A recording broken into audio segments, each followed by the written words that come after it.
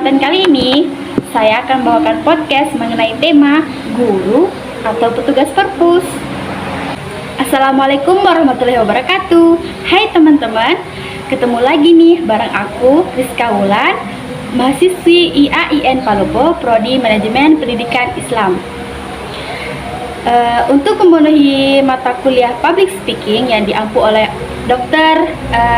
Haji Siti Amrah MPD, kali ini aku mau ngobrol-ngobrol santai gitu. Oke teman-teman, kali ini aku mau ngobrol-ngobrol santai bareng narasumber saya, yaitu yang sangat luar biasa.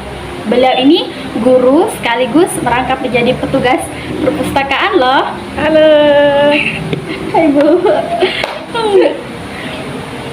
Oke, sebelumnya saya ucapkan terima kasih kepada narasumber saya yang sudah mau menyempatkan hadir di podcast saya.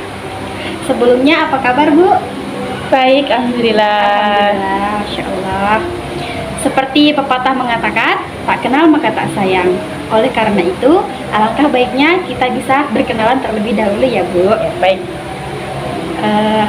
Baik Bu, bisa Ibu jelaskan mengenai biografi Ibu? Oke, baik, nama saya Rindika Marlin, SPD, Sarjana Pendidikan Bahasa Inggris. Saya lahir di Rawamangun, tepatnya di Sukamaju Utara, tanggal 19 November 1993. Saya mengenyam bangku SD di SD berapa ya? Tuban. Kemudian lupa nomornya. Kemudian SMP di SMP Negeri 1 Tomoni.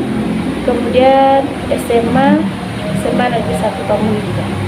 Dan kuliah di Palopo juga, tapi di Universitas Cokolarang, jurusan Pendidikan Bahasa Inggris, ya FKIP keguruan. Lah, lagi? Wah, menarik sekali ya Bu, ambil jurusan Bahasa Inggris. Iya dong. Terus, baiklah lanjut. Apakah Ibu di sini itu menjadi guru terkhusus mengajar bahasa Inggris atau mengajar semua mata pelajaran? Ya, seperti kita ketahui kan kalau SD itu ada yang namanya guru kelas. Ya, saya di sini sebenarnya petugas perpustakaan dari awal. Cuman karena kalau ada kelas kosong itu saya masuk di kelas, jadi guru kelas, guru kelas itu saja. Hanya pengganti saja. Selama Ibu menjadi guru kelas, apakah ada kendala-kendala? Sampai saat ini kalau kendala jelas ada. Di sisi lain, saya kan bukan jurusan PGSD, saya pendidikan bahasa Inggris. Jadi ketika saya pegang kelas yang harus mengajar semua itu, ya saya juga harus belajar. Sebelum saya mengajar, saya juga harus belajar dulu malamnya. Boleh tahu Ibu mengajar kelas berapa ya? Kelas 2, 2C. Kelas 2 ya. Oke. Di sini kan Ibu selain mengajar tuh jadi petugas perpus ya. Bisa Ibu jelaskan mengapa Ibu bisa menjadi tugas perpus gitu, merangkap menjadi tugas perpus? Tugasnya dari awal jadi perpustakaan. Ya, waktu itu setelah lulus kuliah 2016 saya sudah masuk di sini. Ya, cari pengalaman mengajar, walaupun bukan di jurusan saya, jurusan bahasa Inggris. Kalau bahasa Inggris kan masuknya di SMP atau SMA. Nah, kenapa saya bisa di SD? Ya, cari pengalaman dulu. Ya, karena berhubung di SD tidak ada bahasa Inggris, jadi saya pegang perpustakaan. Mengenai perpustakaan nih Bu, bagaimana kualitas sumber daya manusia dalam pengelolaan perpustakaan di sekolah ini? Sumber daya manusia dalam pengelolaan perpustakaan, di samping dari komitmen kepala sekolah, keberadaan dan kualitas sumber daya manusia dalam pengelolaan perpustakaan juga harus mendapat perhatian serius. Diketahui bahwa semua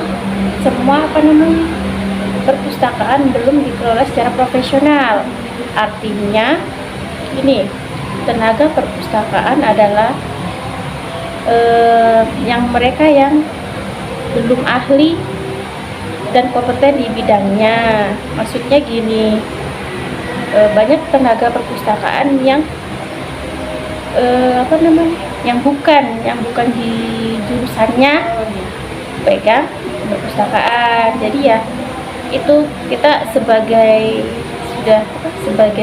sumber daya manusianya sudah dapatkan tanggung jawab ya, kita perlu belajar bagaimana. Baik, selanjutnya itu berapakah jumlah koleksi buku yang ada di sekolah ini? Koleksi buku di sini ada sekitar 10 ribuan lebih, berapa ya? 5 ribuan lebih itu buku fiksi, selebihnya ada buku non fiksi dan buku pelajaran. Apakah perpustakaan menyediakan koleksi buku untuk satu mata pelajaran, Bu? Ya, di sini kan tematik, jadi semua kelas 1 sampai 6 itu ada buku tema sehari-hari. Tema 1 kelas 1 itu dikasih ke siswa. Kalau sudah selesai tema 1, berapa hari sudah tema 1, ganti lagi tema 2, ambil lagi di toko. Tapi semuanya yang bagi-bagi ya. Untuk pelajaran yang lain misalnya agama dan penjas itu ada juga. Apakah perpustakaan membagikan satu buku per mata pelajaran ke setiap guru bidang studi? Ya, semua guru punya buku guru. Jadi ya kasih ke anak-anak juga ada.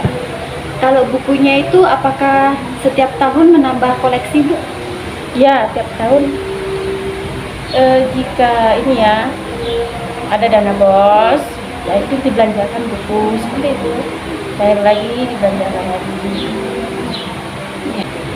Oke, ini yang terakhir ya, Bu. Ya, Terakhir dan paling akhir, mengenai saran, pesan, dan kesan Ibu bisa memberikan saran kepada teman-teman di luar sana yang sedang menyaksikan kita pada kesempatan kali ini. Saran saya singkat saja. Yang pertama, teruslah belajar, teruslah berkarya, dan jadilah pribadi penebar manfaat dan perbanyak literasi. Oke, baik, terima kasih banyak Ibu atas kesempatan yang sudah diberikan kepada saya mau diajak ngobrol-ngobrol santai pada kesempatan kali ini. Nah, teman-teman, itulah tadi ngobrol-ngobrol santai saya bareng Ibu Rindi Kamarlin SPD selaku narasumber saya kali ini. Seperti yang beliau katakan, teruslah belajar, teruslah berkarya, jadilah pribadi penebar manfaat dan perbanyak literasi. Akhir kata, saya Rizka Wulan dan narasumber saya pamit undur diri. Wassalamualaikum warahmatullahi wabarakatuh. Bye bye.